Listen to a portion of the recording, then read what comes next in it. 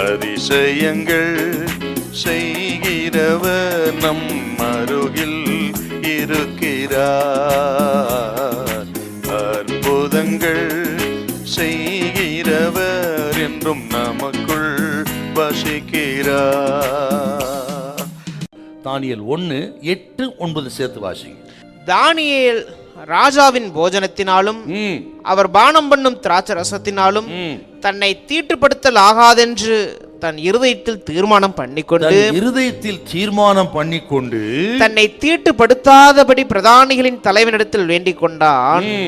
தேவன் தானியேலுக்கு பிரதானிகளின் தலைவனிடத்தில் தயவும் இரக்கமும் கிடைக்கும்படி செய்தார்.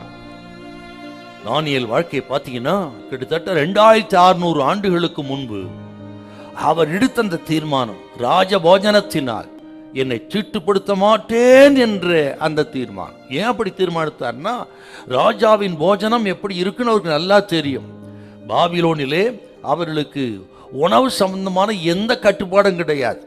இதை புசிக்கலாம் புசிக்க கூடாது என்று யூதர்களுக்கு இருந்தது போல இது பரிசுத்தமானது இது அசுத்தமானதெல்லாம் ஒன்றும் கிடையாது.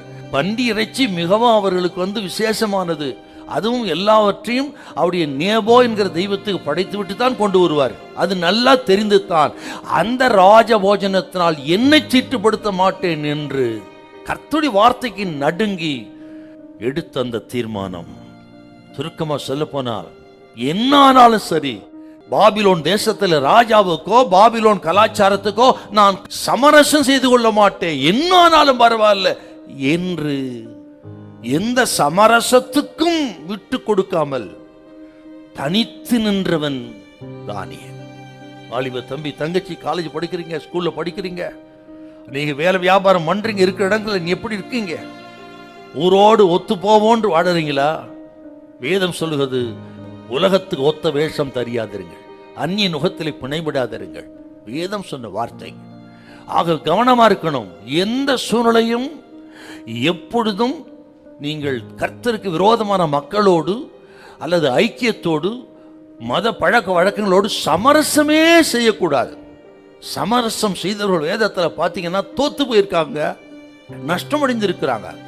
ஆகவே என்ன வந்தாலும், என்ன நெருக்கும் பாடுகள் வந்தாலும் சரி, தேவ பிள்ளைகள் தனித்தன்மையிலே ஆவிக்கிற நிலைமையில பரிசுத்தத்தை ஏத்துனுக்கு இந்த உலகத்தில் கொல்லாத உலகத்துல உலகம் அப்படி இருக்கத்தான் செய்யும்.